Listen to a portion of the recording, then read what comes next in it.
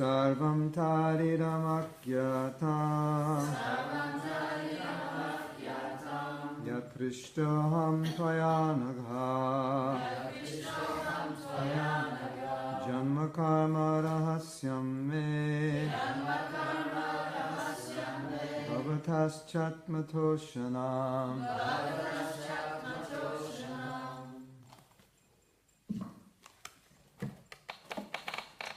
Somebody want to chant? Sarvantat idam akyatam. Akyatam. Yat prishtoham tvayanaga. Ishtoham tvayanaga. Janma karma rahasyam me. Janma karma rahasyam me. Bhavatas-chatmatoshanam. Bhavatas-chatmatoshanam. Sarvam idamakhyatam. Yat prishtoham tvayanaga. Ishtoham tvayanaga. Janma karma rahasyam me. Janma karma rahasyam me. Bhavatas-chatmatoshanam. Matoshanam.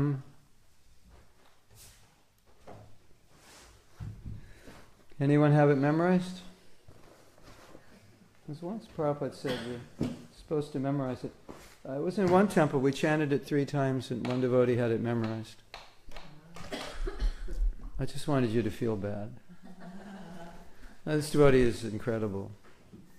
He's not normal, but 3 times he had it memorized.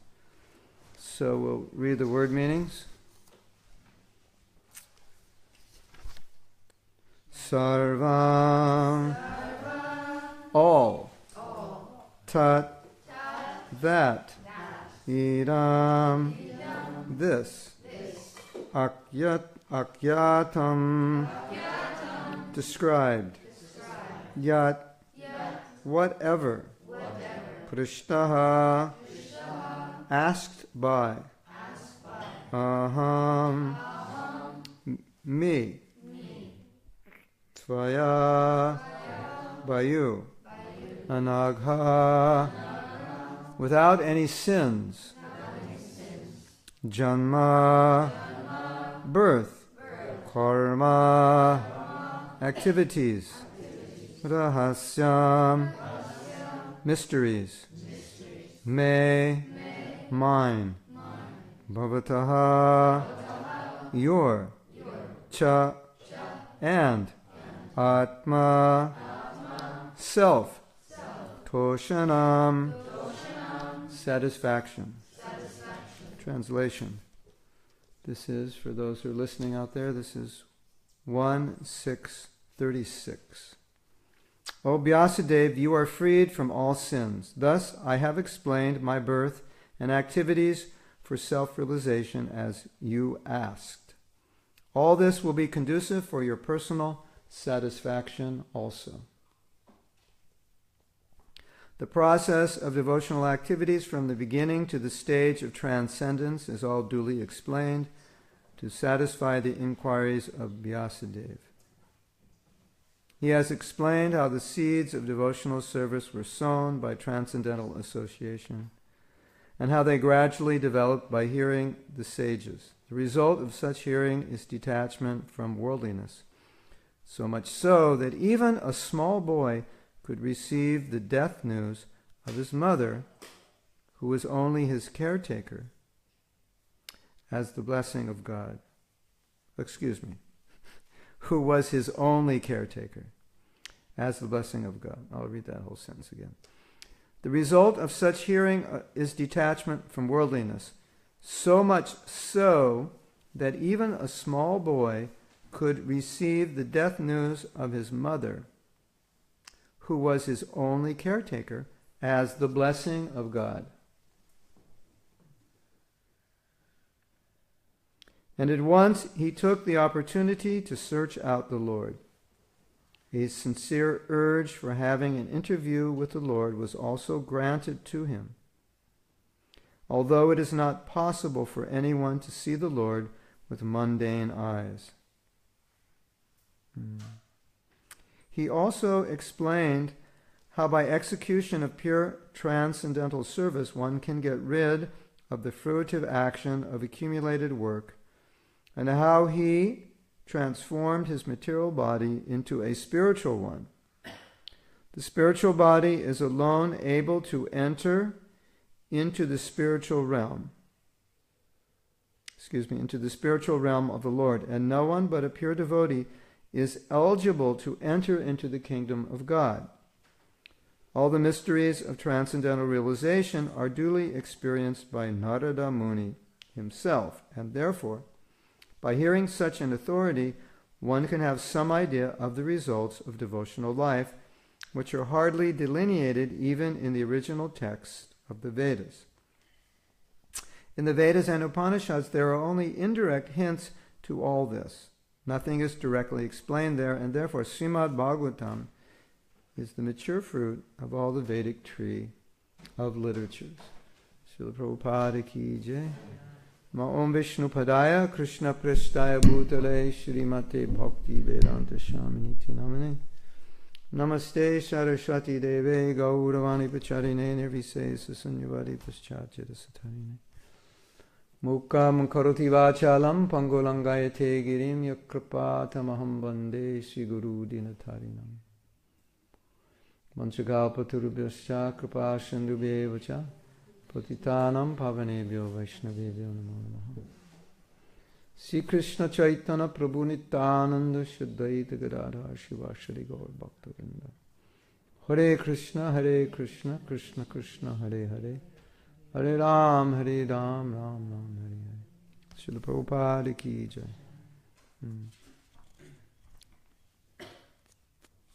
So the verse says that I've explained my life and how I went from non-devotee to devotee, or from a lower to a higher stage, and this will be conducive for you. And then at the end of the purport, Prabhupada saying, reading Upanishads and Vedas, you don't find the details of pure bhakti. So one of the things that was quite obvious when Prabhupada came is that if he just sent his books, but he didn't come, it would have been a whole different situation, right? Because we need to see the person who's living what he's teaching. There's one teacher, he's not a devotee, but he made an interesting point. He said, when you're teaching something, people are thinking, do you actually follow what you're teaching? In other words, is it even possible to follow? Is it practical? Can you achieve a state in which you follow? So people will wonder, is this actually possible to follow? Do you even follow what you teach? So obviously, we saw that in Prabhupada, and that was the element that made all the difference.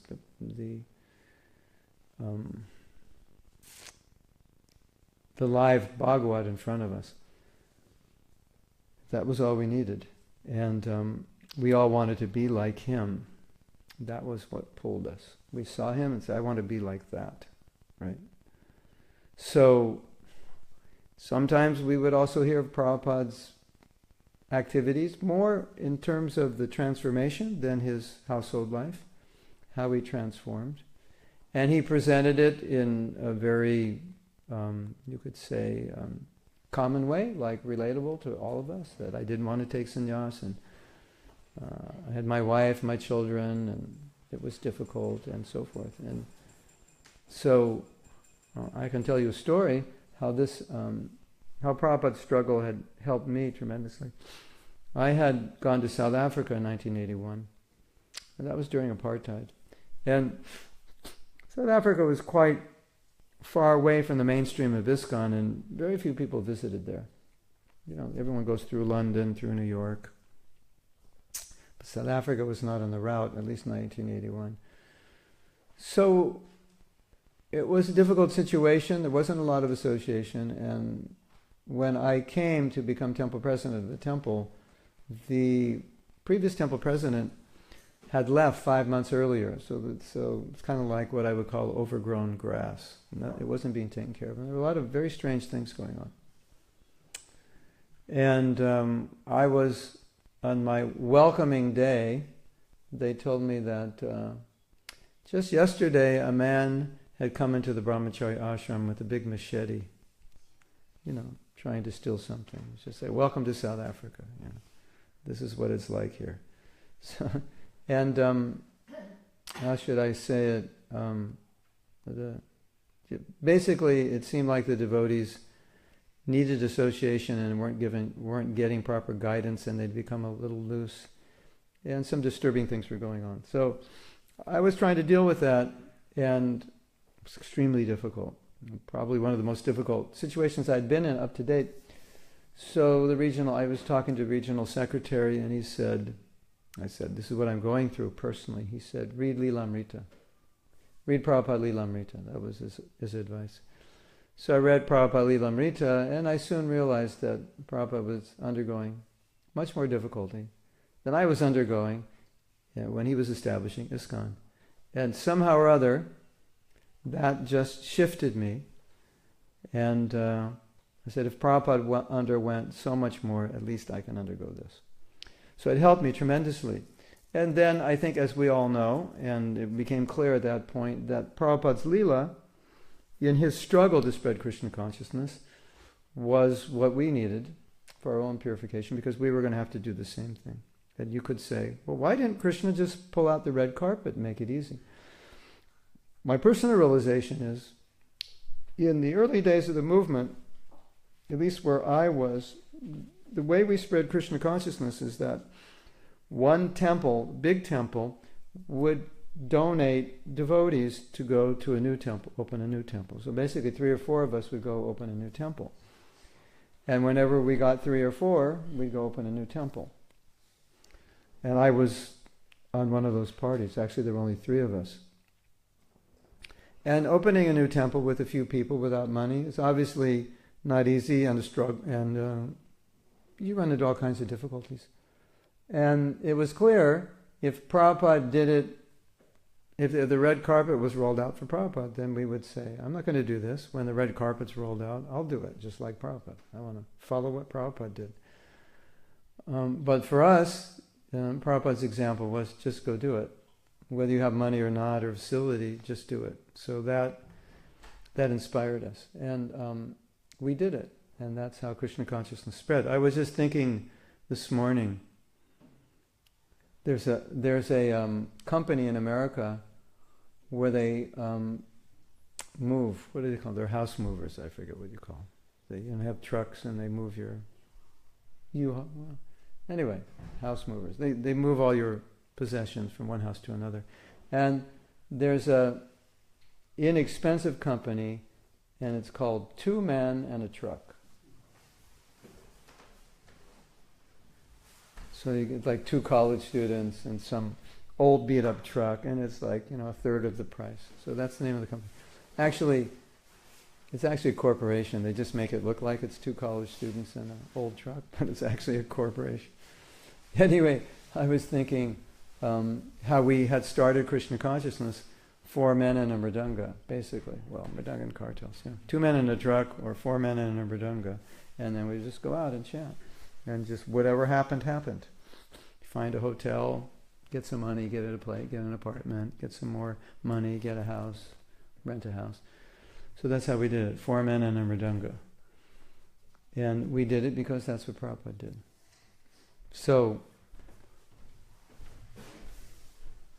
and you also see how sometimes Krishna arranges for the acharyas to be grihastas and struggle with grihasta life as examples.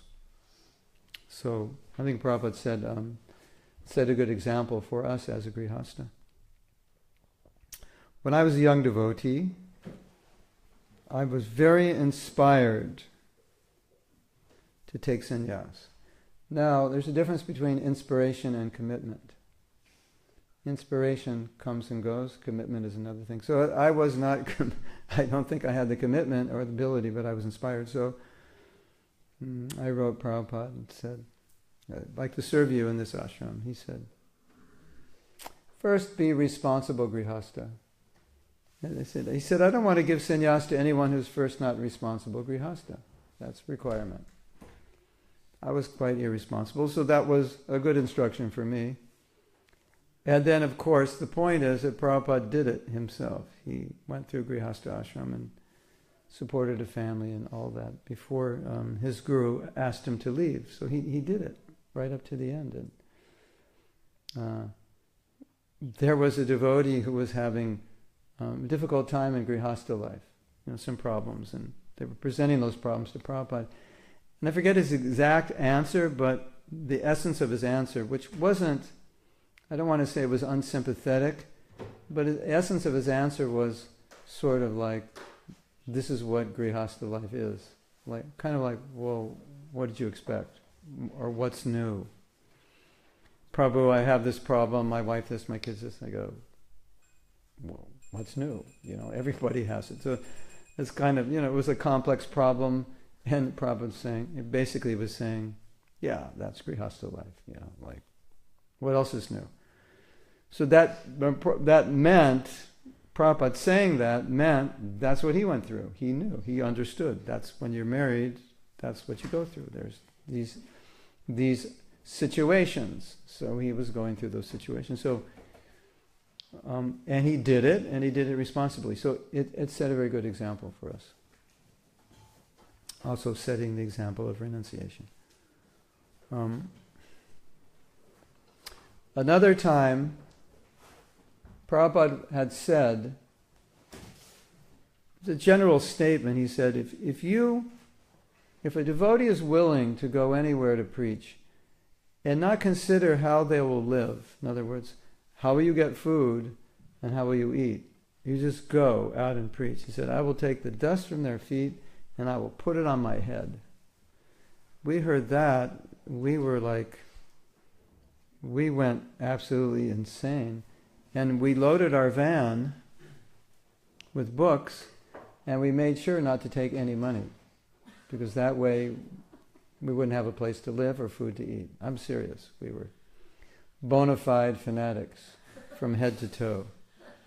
But anyway, it worked, because we wanted to be totally dependent. And you might think that's stupid, or you might think, wow, we're young devotees 1 year, and said, that's amazing that you had that faith and that enthusiasm. But my point is, that's what Prabhupada did, and he told us to do it, and because he did it, that example was there, so we did it. And without that example, I don't know if we could have done it. If it was all red carpet example, we'd say, well, that's a nice sentiment, Prabhupada said that, but we actually know you really shouldn't go and preach unless there's facility and a place to stay and enough money in the bank and so forth. But that was not his mood. His mood was go out, start a temple, preach. Krishna will take care of you.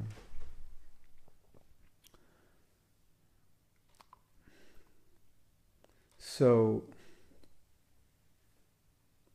I think without that example, it would have been difficult for devotees to surrender to the standard that they surrendered. You may know the story. Prabhupada stopped in Delhi and a man came and said, why don't you open a temple here? And Prabhupada said, you go start a temple.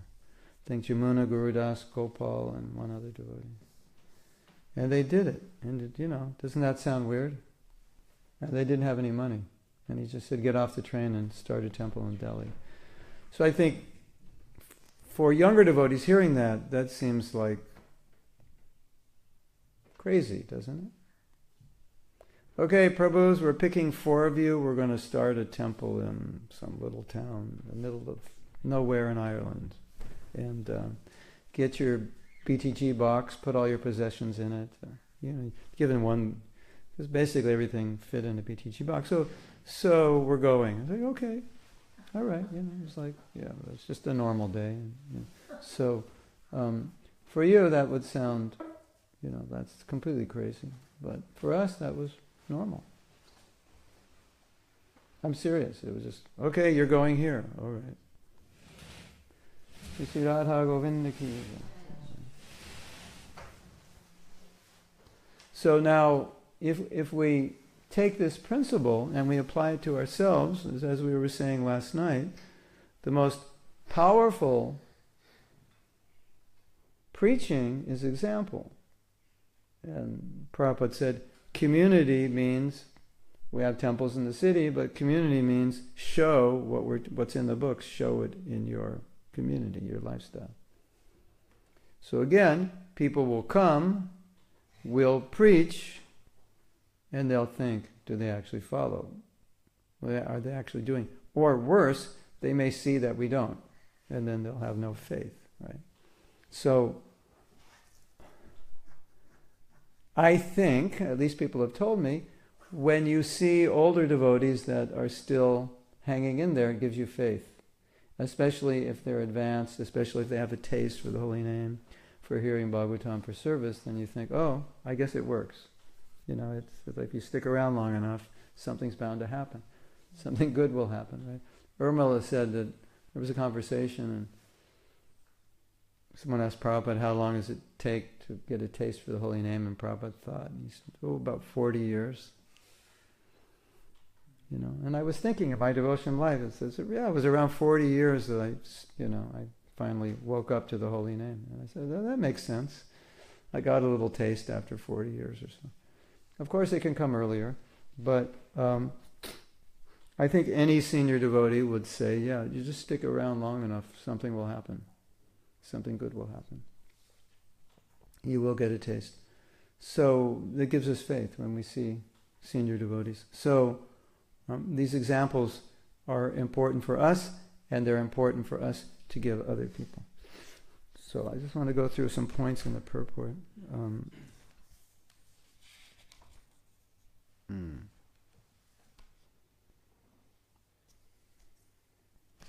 So the first point Prabhupada's making is how Narada got this good association of these sadhus. And he explains it here as the seeds were sown by Sangha. You know, and normally, this analogy of seed is you get the Bhakti Lata Bij, which is placed in the heart by the Guru. But here it's saying he got the seed by Sangha. These weren't officially his gurus, although you could say they were Siksha gurus. But there was no official, what we might call seed placing ceremony, but Prabhupada saying the seed was placed by the Sangha. So the seed of bhakti. And if you think about it, you think about your first encounter with a devotee, a seed was placed, wasn't it? Whether it's a book or something happened. I know that was true for me. Something happened in that meeting, the first devotee I met, something happened, some seed was there. So, seeds of devotional service were sown by transcendental association. And then, as we know, what do you do when you have a seed? You water it. So then Prabhupada said, the association was a seed, and then he heard from them, and that was the watering. So, the power of sadhu sangha, right? You get a seed of bhakti. Now, there's another power of sadhu sangha, which is not described here, but our experience with Srila Prabhupada. We got the seed, and we got the water, and something also we got was a little bit of Prabhupada's bhakti. Just like, not that we're qualified to have it, but by his mercy and his association, his mood was wearing off on his disciples. So his disciples were doing things, in my estimation, far greater than their level of spiritual advancement. They were having realizations, in my estimation, beyond their level of advancement. And one of the two interesting experiences I had was once in Mayapur, I was with my daughter. I don't know if you remember. In one of the shops there was a video. I don't know, it was Yadabar. I think it was raw footage that Yadabar didn't use in his following Srila Prabhupada. So there's the initiation, there's the installation of Rukmini Dwarkadish in Los Angeles. And I was with my daughter and I said, "Oh my Govinda, Braja, I was there for this installation." So I'm looking at everyone, oh, there's so-and-so, there's so-and-so, there's so-and-so. And so they're doing the installation, and there's a kirtan, and you see the ceremony. And I said, Braja, can you tell this is 1970? Does this look like 1970? She said, no. I said, doesn't this look like ISKCON today? She said, yeah. And I said, the average devotee in that temple was about 20 years old, 21, between 19 and 21. And the average amount of time they'd been in ISKCON is about a year. And so that means 6 months to a year ago, they were all hippies on the streets, smoking pot and doing whatever. And now they're installing deities in dhotis and saris and having kirtan. And there's no way you can tell it's 1970. There's no way you can tell these are one-year devotees. There's no sign. It just looks like ISKCON today. You remember that? No. I was looking at it, I said, I was saying, Braja, could you tell this is not ISKCON today? The only giveaway was all the men grihastas were wearing yellow saris. I mean, yellow dhotis, excuse me. The women grihastas were wearing yellow saris. We hadn't become sahajiyas yet. No. So that was the only giveaway. But in terms of their sincerity, their seriousness, their ability to do the puja, the inspiration and quality of the kirtan, there wasn't a lot that would let you know that this was 1970, and that when we saw this was probably 2010 or something. So I said, Braja, isn't that amazing? Can you see Prabhupada's potency? And that people 6 months, a year ago were on the street, and now you can't even tell. I said, doesn't it look like they've been devotees their entire life? She said, yes. It looks like they've been devotees their entire lives. It's quite amazing if you look at these like 1969, 68, 70, 71, 72, just understand average devotee is in their early 20s or late teens and been a devotee between 6 months and 2 years on the average. I mean, if you're going like 70, 68, 69, 70, then you're not getting many who've been even 2 years. You're getting, and that, I knew all the devotees there in LA, and I would say the average was a year. You know, the person doing the installation might have been a devotee. It was August 1970. Yeah, he might have been a devotee like a year and a few months. And he was like the leader of the community. Isn't that amazing? The other thing that impressed me was that I'm very attached to listening to Srila Prabhupada's morning walks. I just love the morning walks. And the morning walks are like, to me, the most revolutionary part of Prabhupada's preaching. You really see like the revolutionary mentality of Prabhupada. It's candid, it's not public, and there's a lot of mock debate, and there's a lot of just talking about social issues, the condition of society, the position of the Krishna consciousness movement. And the same thing is there. You just look at the date. Most of the devotees, the majority of devotees, in my understanding, the majority of the devotees in the Hare Krishna movement during Prabhupada's time came after 1972 or 1973. So when you look at those morning walks, again, you'll understand they're all young devotees. But the level of katha doesn't seem to reflect someone who's been a devotee a year or two. It's just amazing.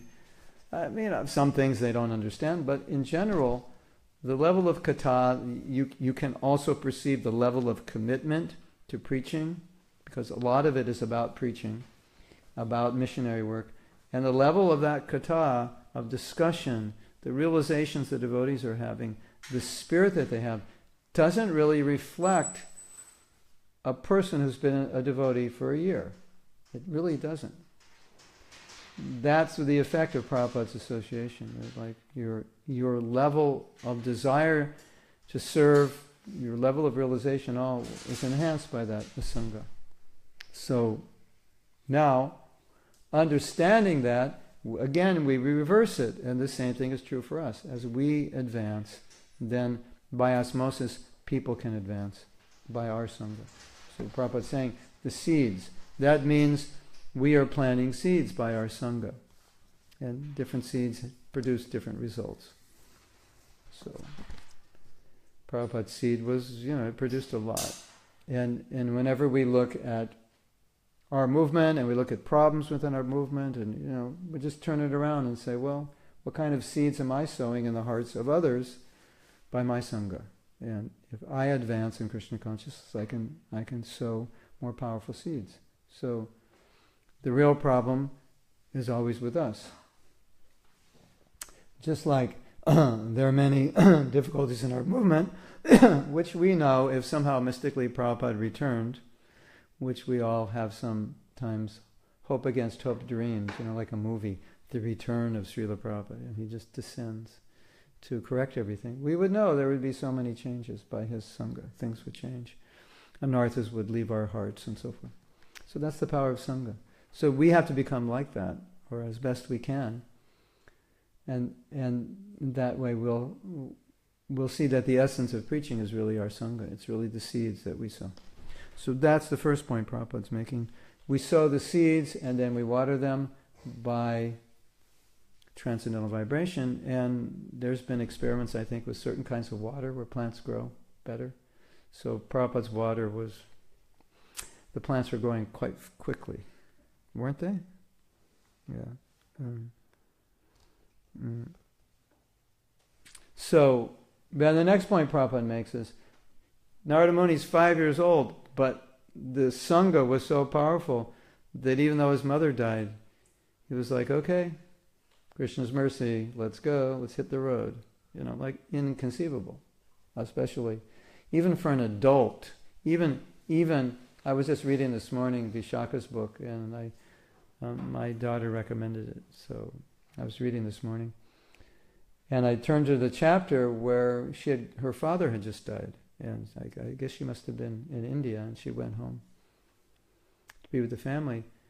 And she was describing something that's quite common for many devotees, that, we left our parents and they were crying, and we were like, whatever, I've got to be a devotee, and you're just one set of millions of parents I've had, so, tough luck, Mom. I'm out of here, Are you going to call me? I don't know if I feel like it. I'm seriously, some devotees are like that. Not all, but some were like that. And we just left it, everything for Prabhupada. But later on, as we grew in age, then many devotees said, I realized how important my mother or father was for me and what they gave me and so on and so forth. And they lamented when their parents died. They cried and they felt separation. And you think, well, you've been a devotee all your life and most of your life, and now that's how you feel. So she was describing that she was feeling that way. And many devotees have told me that. So Narada Muni's 5 and he's not feeling that. That's amazing, isn't it? He became completely detached by the power of hearing, and that's what happened when Prabhupada came. We all became detached. We dropped out of university. Our parents were sitting there crying, don't do it. We're like, sorry. And some devotees didn't even tell their parents. They just became devotees, and 10 years later said, oh yeah, by the way, I've been a Hare Krishna for the last 10 years. I mean, it's just, I'm not saying we should do that. It was an immature way to deal with their detachment. But somehow at that time, emotionally speaking, Krishna just pulled away a lot of the sentiments to enable us to do that. And I actually wrote a book about it. I never finished it. But there's a chapter in my book about me telling my parents and them having basically a nervous breakdown. And I was completely unaffected by it. I was like, whatever, just one set of parents. If I don't do it now, next life, next set of parents, they're also going to be crying. I was just incredibly cold. But when I reflect on it, if I didn't feel that way, I wouldn't be able to do it. And if I didn't move in the temple, I know personally, for me, there was no way I would be Krishna conscious. In that hippie culture and environment, I had to live in the ashram. So it was like some special something to just detach me. And we all had it. Otherwise, how could we do it? So that's Prabhupada's making that point here, that this was the result of hearing. That even his mother died and he's 5 and he's all alone, and she was the only one taking care of him. He didn't just make it, but he thought, oh, Krishna's mercy. Now I can be detached and be brahmachari and travel and become purified. Amazing, isn't it? Almost inconceivable, but that shows the power of Sangha, that it can do that. And Prabhupada did that. And therefore, you could understand that if some ordinary devotee came to start to spread Krishna consciousness around the world, it wouldn't have happened. Not very much. Because that devotee had to be able to plant a seed which could detach these people from their materialistic life and purify them enough that they could follow the path and give them enough strength. Otherwise, I don't think we could have done it, even though we wanted to. I mean, think about it. It's quite inconceivable that within 6 months or a year, a person who is very fond of sinful activity like illicit sex intoxication is now a pujari on the altar, or now a traveling preacher, or 2 years later a sannyasi. That's pretty inconceivable, don't you think? So that's the power of that Sangha that can bring upon that detachment. And so I think that one of the main things we can take from this is that this is the real way devotees advance, that they're hearing from realized souls, and those realized souls are setting examples, and that if we see any lack in the Krishna conscious movement, we have to look at ourselves and say, if I can become more Krishna conscious, then I can have this effect on other people. And I can't really complain about others. Sometimes gurus complain about their disciples, and when they first became gurus, and they would complain, my disciples, I'm so surrendered to Prabhupada, they're not surrendered like I am. And I wouldn't tell them this, but I'd think, yeah, but you're not Prabhupada, that's why. What do you expect?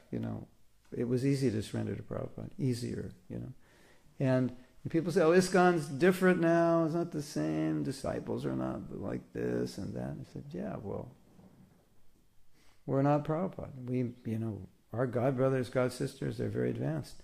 But Prabhupada was special. And that willingness to surrender year after year after year, he brought it out of us. It just came out. And we couldn't check it. It was just flowing out of our heart. And that was his mercy. And I think that had to happen for this movement to be successful. We had to get elevated very quickly to a position which was basically not what we qualified ourselves for, but we got on the boat, and it was a speedboat, and we got there fast. And then when Prabhupada left, then we had to drive the speedboat, and a lot of us didn't drive it as fast as Prabhupada was driving it. And so then it rested more upon us. And in fact, one of Srila Prabhupada's godbrothers said, they went to him after Prabhupada left, and he said that basically that's what he said. He said, after your guru goes, now you're going to have to understand it. You were riding on his mercy, but now you have to do it. And he said it's going to be hard for some of you because it's going to rely on you, and it's going to rely more on your strength because he was empowering you with special mercy, and we saw that. He said you're going to think you've understood things, and you're going to realize you didn't, and you're going to have to go back and understand them. And we had that realization. So many things we thought we understood became controversies. Not so many, but some. And, the strength that many devotees had, it gradually slackened in Prabhupada's absence. So we definitely experienced. And then we had to grab the mercy in a different way, through his service, through hearing and chanting, and through associating with him, learning how to associate in his absence. So it required more work. So definitely we could experience Prabhupada's Sangha was special. Then the next point was that Narada wanted to see Krishna, and because that urge was so strong, Krishna actually gave it to him. And then, as you know from the story, Krishna said, actually you weren't qualified for this darshan. It's an interesting point. He really wanted it, and Krishna gave it to him, even though he wasn't qualified for it. And then Krishna later said, you're not qualified. When you're qualified, I'll give it to you. So it was just to increase his desire. So I think this goes with the point I'm making, that a lot of us were given realization by Prabhupada to do our service that perhaps we weren't really qualified yet to have, or understandings, realizations. And that's a gift. And you get it because you want it. And so like it said here, Narada wanted it, Krishna gave it even though he wasn't qualified. So you get it if you want it.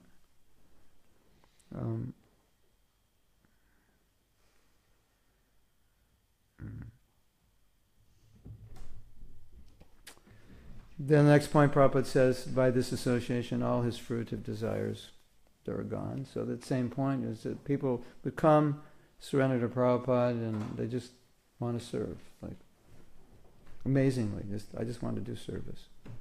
Even this would, but most amazingly, even this would sometimes happen in one day. Somebody would come to the temple the first time and never leave.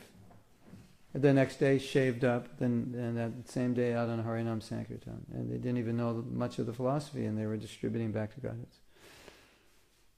That's amazing, isn't it? When you think about it, how did that happen? What's going on here? Just the power. I told that story last night about my friend who didn't want to come back to the temple. And I said, why don't you want to come back? I brought him for the first time. He said, if I come back, I'll move in. I'm afraid I don't want to come back. So I had another friend I was living with. I was in a house with 5 people. And he was very interested in Krishna consciousness. And he said, if I go to the temple every day, in a week or 2, I'll become a devotee. So I'm going to make sure I don't go every day, because I'm afraid.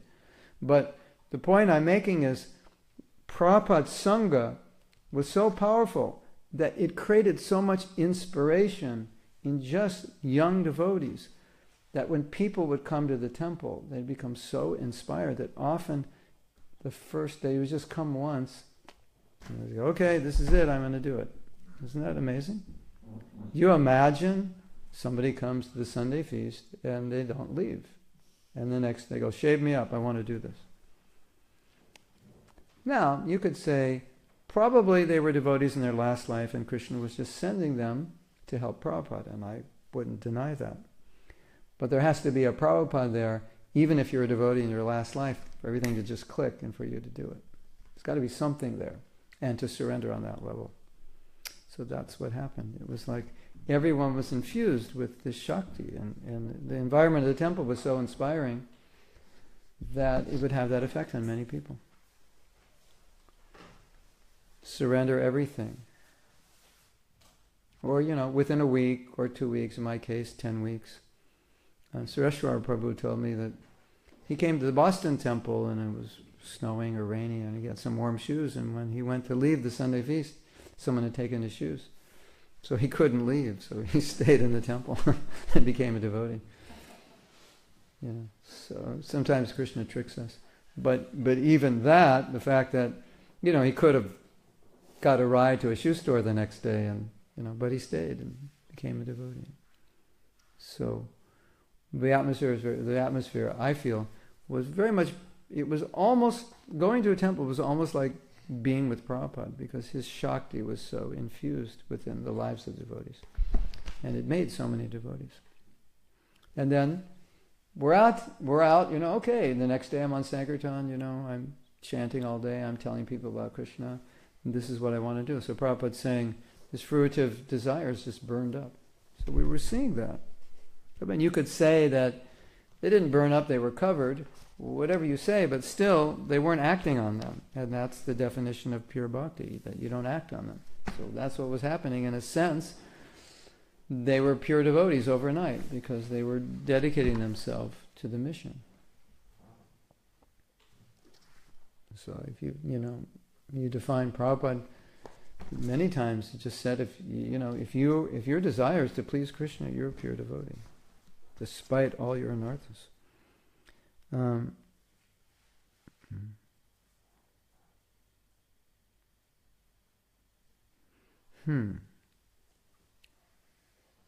So then another important point is Narada Muni explains his conversion, his transformation, and then Prabhupada says, hearing such an authority, one can have some idea of the results of devotional life, which are hardly delineated in the original text. So, hearing gives faith.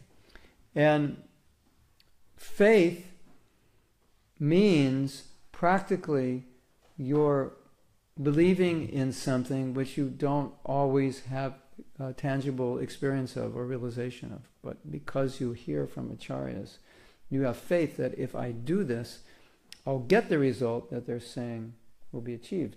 So when you have examples of people who have achieved it, it increases your faith.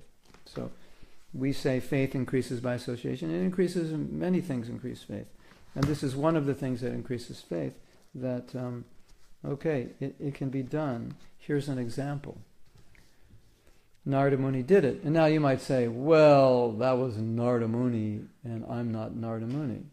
But the point is that Krishna used Narada Muni as an example of someone, you could say it's transcendental or whatever you want to say, but we understand that he became transcendental, and this was not when he was transcendental, but this is how he became transcendental. For the sake of Leela, or however you look at it, and the acharyas do their Leelas also, we're meant to see it as mundane turning transcendental, as a example and inspiration, that it can also happen to you and me, as it happened to Narada Muni. And it's true, it can. The process will do it. And I think that's the point Prabhupada's making of this story, that here's the story of a person transitioning into pure devotional service, and that we should have faith that if we continue, we'll actually love Krishna. Actually, we already do. It's just covered. So, you have any questions or comments? Objections? Yes? You're saying that Prabhupada could increase the potency of bhakti, so people actually seem to just come in and just go straight off, But that's not always the situation in this day and age, so we don't always have senior devotees around, we don't always have the physical presence of Prabhupada, Yes. and we may not be on the platform where a family has the same potency for us because we're not applying ourselves correctly. So how can we actually use ourselves as a resource to actually have that same momentum and the same enthusiasm? I think the point that Prabhupada's godbrother made is that it's there, the same thing is there, but it's going to take a lot more work now to get it. I think that we've all realized that, but we've realized both things, that Prabhupada is there, the potency is there, and you see that potency when you follow, and you see the lack of it when you don't. But it requires a little more work, because now, like I was describing that atmosphere, where Prabhupada had kind of surcharged all his disciples. So obviously, in an atmosphere like that, it's easier for everyone. But it's not that we can't create that atmosphere. I think it just takes a little more work. And, let's reverse it. And we could say, okay, I joined in 1970, 1969, 1970. So when I joined, I could say, well, I don't know how I can be Krishna conscious because my temple president, he's only been a devotee 2 years and he's only 35, so it doesn't look good. But nobody thought like that, because that wasn't true. We didn't create conditions. So I think we kind of have to look in terms of possibilities of what it can be, maybe more than what it has been. But we want to look at what it has been, maybe from the point of why. If anything didn't go well, why? What did go well, why? And how we can create that atmosphere again, which certainly we can. There's no question. But it's going to require more work. Yeah, if your spiritual master came here and spent 8 months a year, or all your spiritual masters came here and spent 8 months a year, certainly it would be a lot easier. No doubt. But the senior devotees in those days were 1 or 2 years. Now we're talking 30, 40, and we're thinking like, well, I'm not really strong enough to do this. So that's not true. The mercy is strong, but we just have to access it. So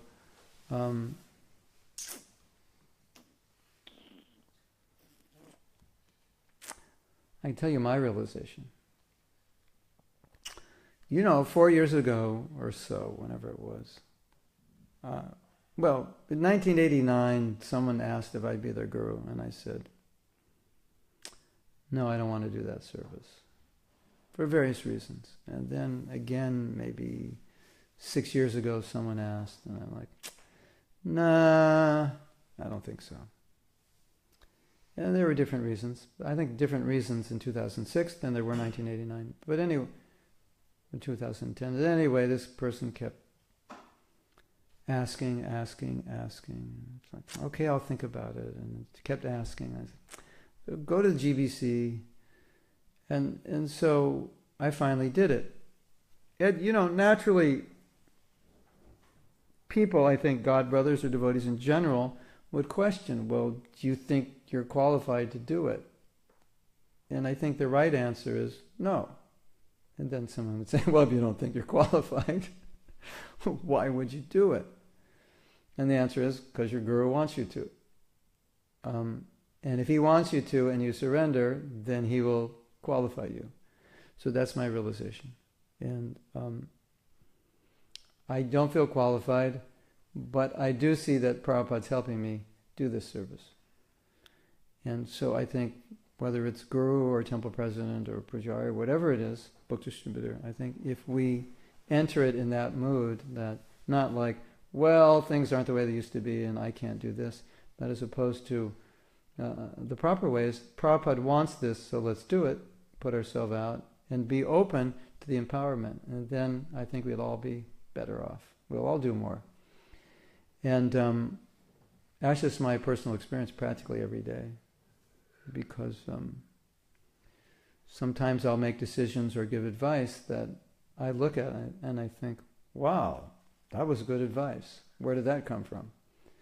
And I realize, well, I put myself out, so Krishna said, well, I'm going to have to help you.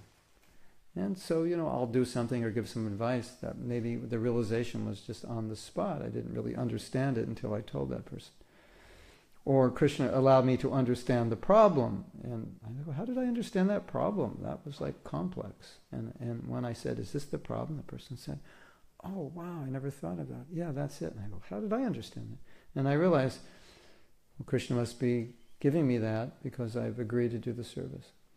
So I think that's important. And I think that's how we all thought during Prabhupada's time. Like, the saying, jump off the cliff and the net will follow. Rather than, there's the net down there, I don't see it, just jump. No, well, where's the net? It'll come, just jump, And so in those days, if you told a devotee, just jump, the net will come, they go, sure. That was like normal. Yeah, of course, yeah. And nowadays it's more like, where's the net? And how much are you going to pay me to jump in? And you have 4 men holding it because I want to make sure. Those days it was like, okay, the net's there, It may be a little further down than I thought, maybe right like 1 foot from the ground, but it always showed up. And that's it's a very blissful way to live, where you don't feel completely capable, but you feel the desire to serve your guru because he wants you to do this. And so you do it because not you feel qualified, because he wants you, and therefore, okay, let's do it, and somehow or other it works out because he helps you. Yeah, I think more mountain jumping would help the Hare Krishna movement these days, and yes. How powerful was the presence of Prabhupada. Yes. And I don't want to challenge that, but Prabhupada also stressed so much that Vani is more important than Bhakti. Yes. And he would rather, in his preaching, minimize. Yes. That. So if you could just explain more on that. I think I mentioned last night, or maybe it wasn't here, when Prabhupada was once interviewed, he said, why are you traveling so much? And he said, I'm traveling to make sure my disciples don't fall down. That's why I'm traveling. So then you could say, wait a minute, Prabhupada's present in his books. Why does he have to travel? It'd be better he stay in one place and write more books. Vani is more important. And he himself is saying, I'm traveling to make sure my disciples don't fall down. So when Prabhupada said Vani is more important, one point he made is you don't always get the association. So he said the association of the spiritual master is sometimes appreciable and sometimes not, meaning sometimes you get it and sometimes you don't. But the instruction remains. So therefore the instruction is the most important, obviously. And the instruction will remain forever, and we will associate eternally with that instruction, and that instruction is what guides us. But sometimes the association is necessary to give the strength to follow the instruction. And I can just tell you personally that in the mid-70s, let's say 74, 75, 76, Prabhupada was starting to travel the world. Before that, I think up to like 72 or 73, not so much. But then he was doing these world tours. So I was in Los Angeles, where, for example, in 1972, I was living there, and Prabhupada stayed there for 3 months. But subsequent years, it was like 1 or 2 weeks. And then by 75, 76, it was 1 week. And so our personal experience and realization, and the realization of most devotees, was if I just see Prabhupada for a few days, I'll have the strength and inspiration to go the rest of the year. I just need to see him for a few days. Yes, Narayani? That yeah. Just like there was one godbrother I had, and he was distributing books at the airport the day that Prabhupada came in. And I said, are you going to come back to the temple? He said, no. Today I will distribute 108 Bhagavatams. I said, really? He said, yeah. He said, I just need to see Prabhupada. And once I see him, then I'll have the inspiration. So then Prabhupada came in and I saw the devotee and I said, so you're going to do 108? He goes, yeah, I'm good. I saw Prabhupada. I'm good to go. So, it's synergistic. And wouldn't we all love to have that personal Sangha? It would make a difference, there's no question. But at the same time, as we progress more and more in devotional service, I think it makes less of a difference. In the earlier days, it made a huge difference. I think now for the senior devotees, it would make a difference. But after so many years of associating with Prabhupada in Vani, it would make less of a difference. There's another point, interesting point. I think Vaisheshika made this point, or one of the book distributors made this point. He said, for us, most of our association with Srila Prabhupada was through book distribution. That's how we associated. I have to charge this. So, he said, we were so used to associating with Prabhupada, we were so used to associating with him on book distribution, that we felt closer to him on book distribution.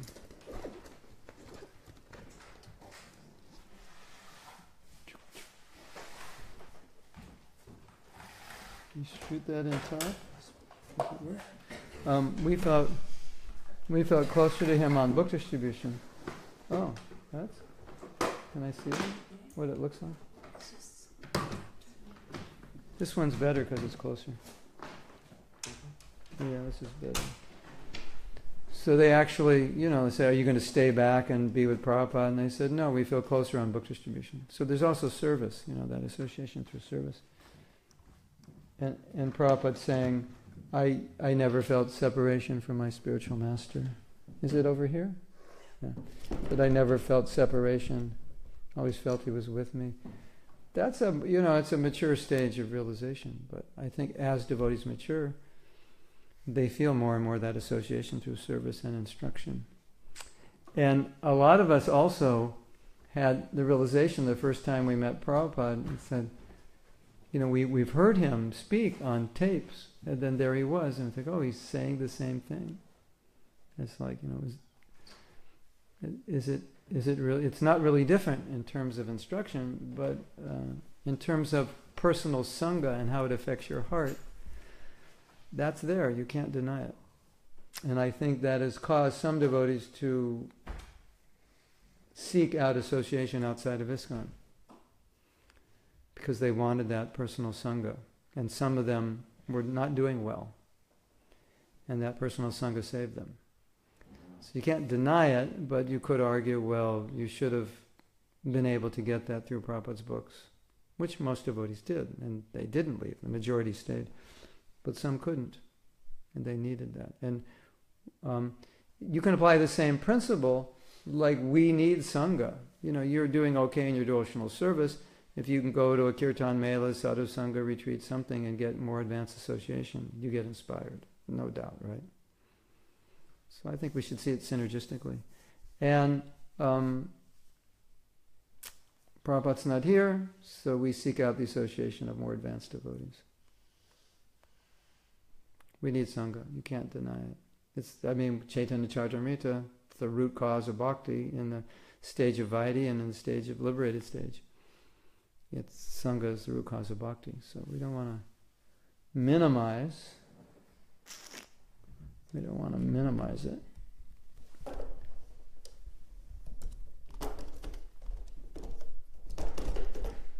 One time, Prabhupada was sitting in LA in his garden, and I think Tripurari Maharaj had recently become sannyasi, but he was a book distributor, so he wasn't there with the other sannyasis. He was out on book distribution. And then Prabhupada said, "Where's Tripurari Maharaj?" And they said, "Oh, he's out on book distribution."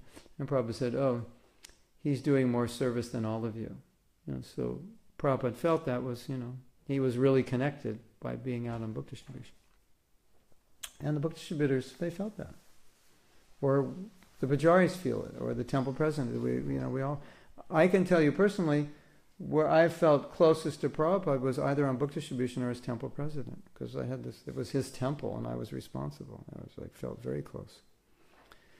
I've been temple president many times, and I could see the difference from being president and not, and taking the responsibility of spiritual master. It made me closer. It's like whenever you take responsibility, you feel closer to Prabhupada, because it's his movement. And you're managing it or doing something. Or when I help another devotee, I feel close to Prabhupada because I feel that's what he'd want me to do. There's new children coming in, and I'm like the parent or grandparent. So I feel, so I'm. And you know what the most encouraging thing is? That the disciples of Prabhupada's disciples, when they have dreams of Prabhupada, vivid dreams and instructions, Prabhupada's there. He's accessible. He's in their lives. That's encouraging. Sometimes the next generation has more dreams than Prabhupada's disciples. And then we realize that association with Prabhupada is essential. And the spiritual master he's essential, but he's essential in helping you also connect Prabhupada. It's an interesting question because it's, the saying, easier said than done. Like it's easy to say, yeah, Prabhupada's in his books, he's in his service. But our experience of Prabhupada personally was different. At the same time, Prabhupada said he said, I only met my Guru 6 times. Many of my godbrothers, they were with him all the time. He said, and somehow I've become a little bit successful amongst all of them. So he's making the point, you can have tons of personal association and kind of end up not really connected deeply with the heart and the mission of the Guru. And Prabhupada connected deeply with it and had very little association compared to the others. And he said, I had faith. So that was Prabhupada's connection with Bhaktisiddhanta, was his faith. Now there's a nice story, very interesting story. San Francisco, 1970, Prabhupada came to Rath Yatra. In 1970, if you go to BTG, in August of 1970, and you look at how many temples are there, I think there may be maximum 20. I looked in January 1970, there were 17. That's when I moved in the temple, and I wanted to know how big the movement was. 17 temples.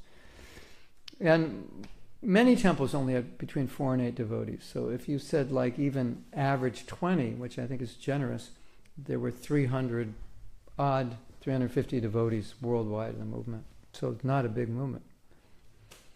And so Prabhupada came to Rath Yatra, and many, many devotees came. There was a few hundred. So in a movement with 350, if there's 200 or 150, that's a lot of devotees, relative, percentage-wise, right? You know, like almost 50% of ISKCON was at that Rath Yatra. Yeah, maybe there were 150, and it was a small temple. The temple was about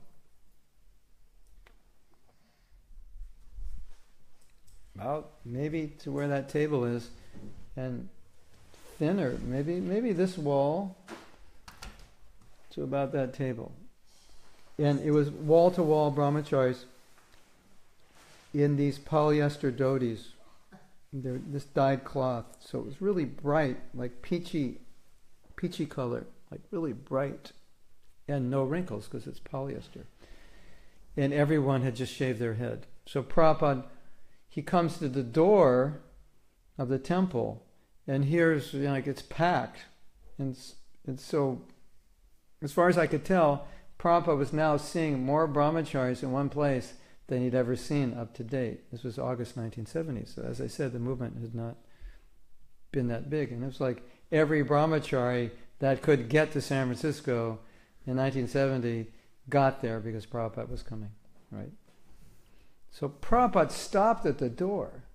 He didn't go in, he just stopped, and he was just looking, and he was smiling, seeing all these devotees.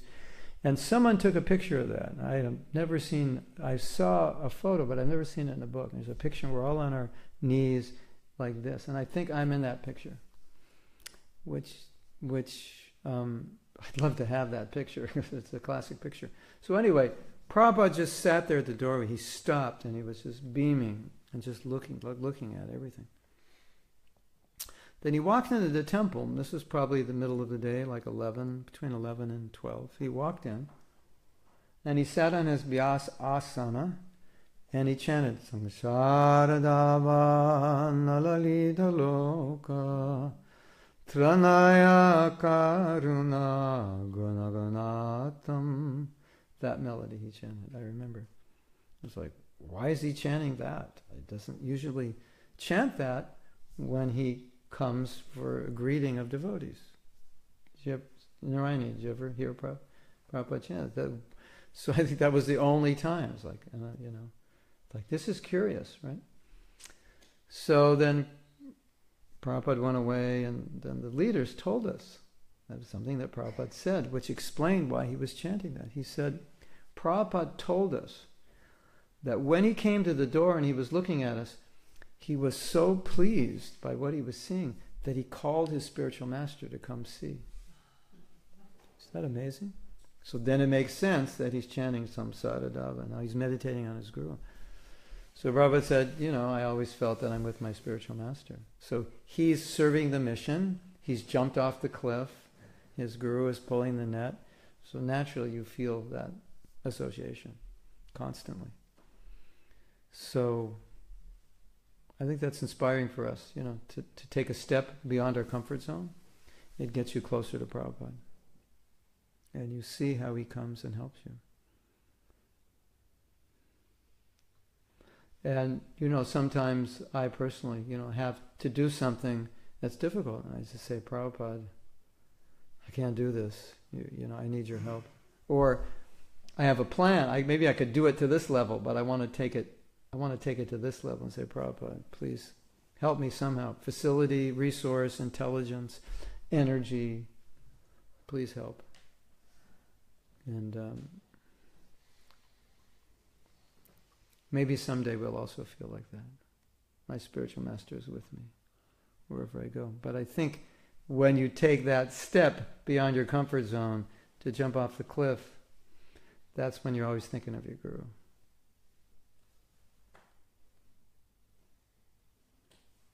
You become an instrument, and then he uses you. Like many times, I'm traveling somewhere, and I think, I shouldn't go there, there's no reason. I should be going somewhere else, or I should be doing somewhere else. Then in the back of my mind I think, somehow or other it's arranged, so Prabhupada must want me, there must be a reason. And wherever I go, I always find there is a reason. There's always somebody, something, some situation that I'm able to help. And I go, oh, okay, now I know. Because I think if you're willing to be an instrument, then Krishna can say, okay, go here now. Go here, I'll use you, because you're willing to be used. That's my realization. So, do you know, maybe year 2000 or 1999 or something, you can look it up. There's a Vyas Puja offering by Tamal Krishna Raj. And he lists all the reasons Prabhupada's Vapu was important for him, or in general. And he just wanted to balance it, because there was so much emphasis on Vani. He acknowledged, the power of Vani, the purpose of it, but he said, this is what happens in the personal association. So he listed all the benefits of personal association. So it's a balance. There's a story, there's a tendency, you hear one instruction, it kind of invalidates the other. Oh, Vani's everything, so Vapu is like, well, who cares about Vapu? It's not important. But that's not true. So we have that tendency, to go out of balance a little bit. Like when Prabhupada pushed book distribution, then street Sankirtan chanting was decreasing. And then they asked Prabhupada, should we decrease? He said, no, I never said decrease it, I just said increase book distribution. So we tend to be more like that, and Prabhupada tended to be more like this. So once Brahmananda was visiting us in San Diego, this is probably in the 1980s, and he came to the restaurant. We brought him to the restaurant, and when he was leaving the restaurant, right by the door, the exit door, there's a refrigerator with all the drinks in it, or whatever you call that. So we said, do you want a drink? He said, sure. He said, do you want orange or do you want root beer? He said, I'll take both. And then he said, I once asked Prabhupada, you asked me to do this and I did it. Now you're asking me to do this, and so should I not do this to do this? He said, no, do both. I didn't tell you to stop doing this by asking. So when he took both drinks, he quoted Prabhupada. He wanted, so I'll take both. So I guess Prabhupada was making the point, there's a tendency when you add something, you subtract something. And so just because Vani is important doesn't mean Vapu is not important. And for us, as disciples of Prabhupada, we need the association of our God brothers and God sisters. And I was just in Italy. They had a Shravana Utsava, and Chandramauli Swami was there, and Tredas Prabhu was there, Agnidev Prabhu was there. So it was so nice to be. And I never spent much time with Chandramauli Swami, so that was the first time we got to spend a little time together. So it's so important. And I was feeling the need for it. I had been traveling a lot and going to places where there's no God brothers or God sisters. So it was very nice. So we need we all need it. Even the most senior devotees need it. So Vapu is important, yes. And Vani is important. Yes. The answer to your question is yes. Balance it out. But Vani is always there and Vapu isn't always there. Therefore, that makes Vani more essential because you always have it. Is that okay? Or yeah. Yes. Could you maybe comment on regretting jumping from the cliff without this net? So many devotees. Oh, you've jumped and the net didn't come up? Yeah. Oh.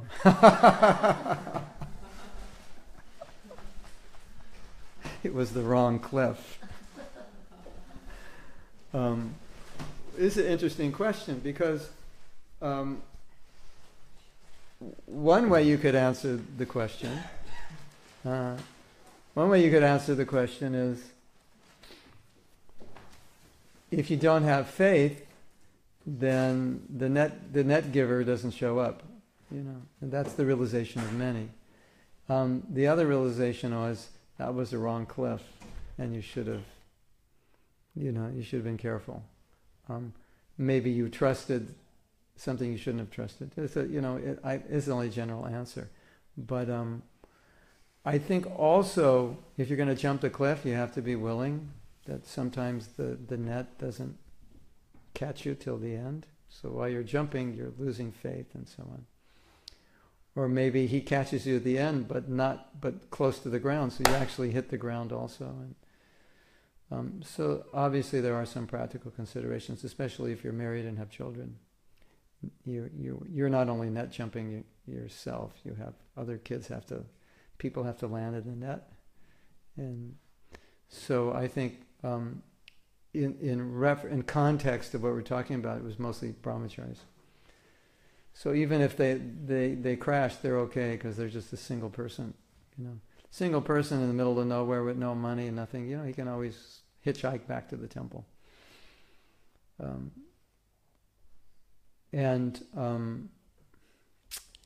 I guess you can also say some situations are not ideal for net jumping, that maybe they were more ideal then, and we have to be careful.